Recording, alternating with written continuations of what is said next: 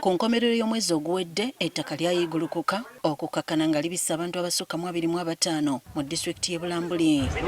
Kino okubaawo nga gye buvuddeko abantu abasoba mu 30 tebaasimattuka kasasiro bwe yabaziika ekiteezi. Okusinziira akakiiko akalwanirira eddembe ly'obuntu, ebibamba ebisinga bivudde ku bantu abasaanyaawo obutonde bw'ensi.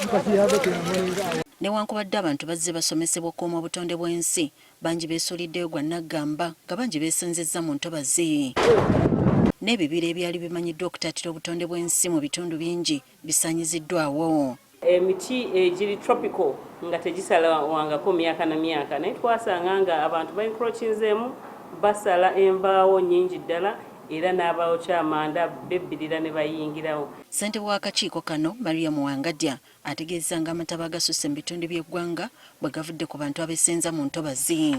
These floods have been attributed to encroachment on city wetlands, poor road construction methods and improper planning of settlements. Akakiiko k'eddembe ly'obuntu obuzibu kabutadde ku bakwasisa amateeka. Anti amateeka weegali wabula abakwasisa amateeka oluusi be batono ate oluusi balina okutunuulira context gye tubeeramu nga bannayuganda.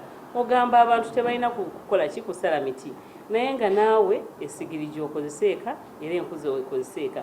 Kati bagala gavumenti ennyikkiza enkola ez'okufumbisa okusinga ku manda agaviirako abantu okutema emiti. Ensawo y'amanda bw'ebeera nga ya 8,000 nga gaasi bwa 5,000 kibeera economic okugula ensawo y'amanda ate nga ne gaasi ajja kulwamu. Ne tugamba gavumenti ereete gaasi nga wa bbeeyi ntono nnyo okusobozesa omuntu wa bulijjo okugula kasitoovu ka gaasi mufo ky'okugula sitoovu yaki ey'amanda. Bano tebalemye kwogera ku masinzizo agawogganira abantu mu budde bw'ekiro.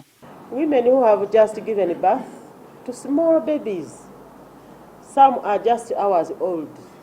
A day-old baby who must endure noise in the form of worship, singing and praising 24/7.